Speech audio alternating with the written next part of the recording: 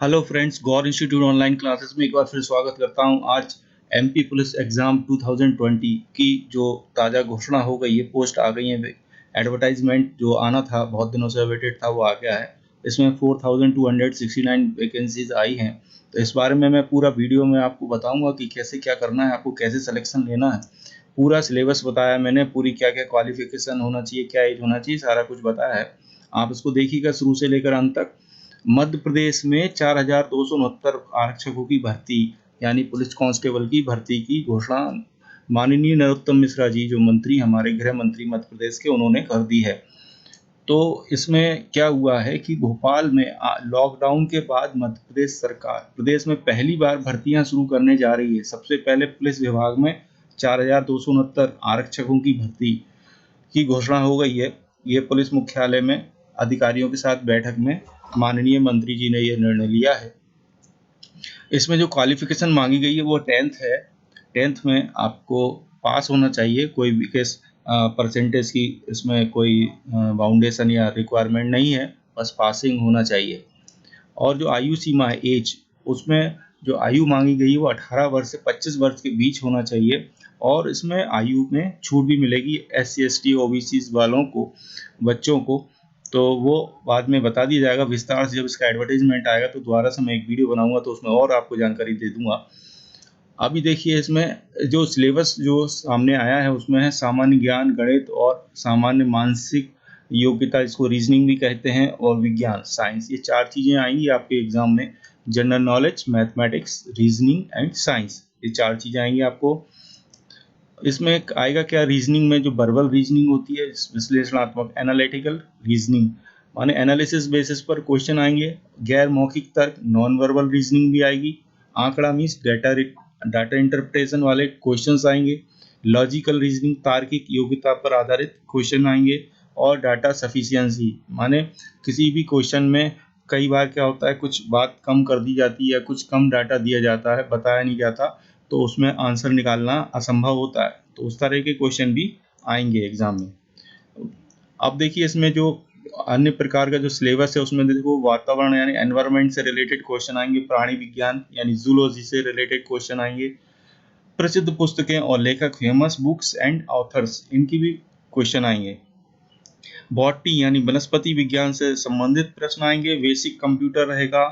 भारतीय संस्कृति, Indian culture, भूगोल, ज्योग्राफी यानी कि, और रसायन विज्ञान यानी केमिस्ट्री से संबंधित प्रश्न आएंगे। इसमें भारतीय संसद यानी इंडियन पार्लियामेंट, या हम इसको कॉन्स्टिट्यूशन या संविधान भी कहते हैं आम भाषा में, वो भी पूछे जाएंगे। बेसिक GS GK के क्वेश्चन पूछे जाएंगे कि कौन सी चीज़ कहाँ पर है, कौन सी चीज़ बड़ी है, कौन सी छोटी है, इस तरह के क्वेश्चन भी आते हैं बहुत सारे। और खेल, स्पोर्ट्स में स्पेशली जो करंट से रिलेटेड क्वेश्चंस होते हैं, समसामयिक प्रश्नों पर आधारित होते हैं, वो आएंगे, उन पर ध्यान दीजिएगा। मैं अपने वीडियोस में बार बार डालता भी रहता हूँ, और हमारी जो वेबसाइट है gaurinstitute.in, उसको भी आप देखिए, उस पर भी काफ़ी कुछ मैटर आपको इसका रिलेटेड मिलेगा। इतिहास, संस्कृति, परंपरा और त्योहार, ये सारे क्वेश्चंस आएंगे। भारतीय राजनीति, Indian polity, Indian economy, Indian history, physics, inventions in the world, माने विश्व में जो भी आविष्कार वगैरह हुए हैं या हो रहे हैं उसके बारे में भी पूछा जाएगा। अब बात करते हैं मैथ्स, गणित के लिए क्या क्या करना है। देखो, रूट, औसत, एवरेज वाले क्वेश्चन हैं। वर्गमूल और घनमूल, ये वाले क्वेश्चन आएंगे। प्रतिशत, लाभ हानि, प्रॉफिट लॉस, घड़ियों के सवाल, क्लॉक पे आधारित, अनुपात समानुपात वाले क्वेश्चन आएंगे। इसके साथ साथ और भी आएंगे अंकगणित और डेटा व्याख्या, जिसमें ग्राफ वगैरह शामिल होगा। जैसे इसमें पाई चार्ट वगैरह रहता है। लॉगरिथम से एक आध क्वेश्चन आ सकते हैं, ज़्यादा नहीं आते लॉगरिथम के। एक आध क्वेश्चन कभी कभी आ जाता है, लेकिन मैंने लिख दिया है क्योंकि सिलेबस में दिया गया है इसलिए।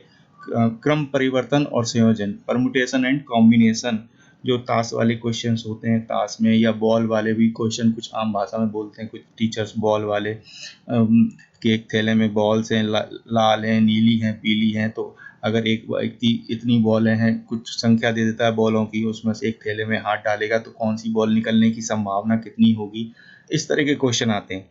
लेखा रेखांकन और सारणीकरण, लाइन ग्राफ और टेबुलेशन वाले क्वेश्चन भी आएंगे, जो डाटा इंटरप्रिटेशन जाने वाले क्वेश्चन से रिलेटेड होते हैं, जो भाग है उसमें।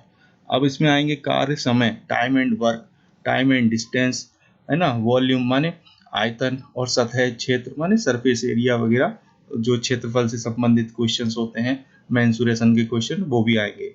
ऊंचाई और दूरी, हाइट एंड डिस्टेंस के, जो कि हमारे ट्रिग्नोमेट्री का पार्ट होता है, उससे क्वेश्चन आएंगे। सरल और चक्रवृद्धि ब्याज और संभावना, सिंपल एंड कंपाउंड इंटरेस्ट वाले क्वेश्चन भी आएंगे, साधारण ब्याज वाले और चक्रवृद्धि ब्याज वाले क्वेश्चन।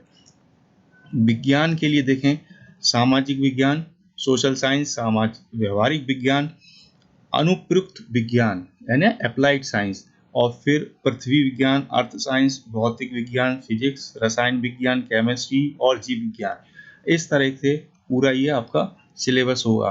इसमें जो मार्किंग होगी वो किस तरीके से होगी वो भी बता देता हूँ आपको। इसमें विषय जो पेपर होंगे वो 4 पेपर होंगे। तर्क शक्ति का एक होगा, रीजनिंग का 40 मार्क्स का, 40 मार्क्स का, सामान्य ज्ञान जनरल नॉलेज का 30 मार्क्स का, गणित यानी मैथ्स का 20 मार्क्स का, और विज्ञान यानी विज्ञान के 10 मार्क्स के क्वेश्चन आएंगे। माने पेपर तो एक ही आएगा, पर इसमें इस तरह से क्वेश्चनों का डिवाइडेशन होगा। तो इस तरीके से आप इसको तैयारी अपनी स्टार्ट कर दीजिए आज ही से, जिससे कि आपका समय खराब ना हो और आप अच्छा बेहतर परफॉर्मेंस दे पाएं।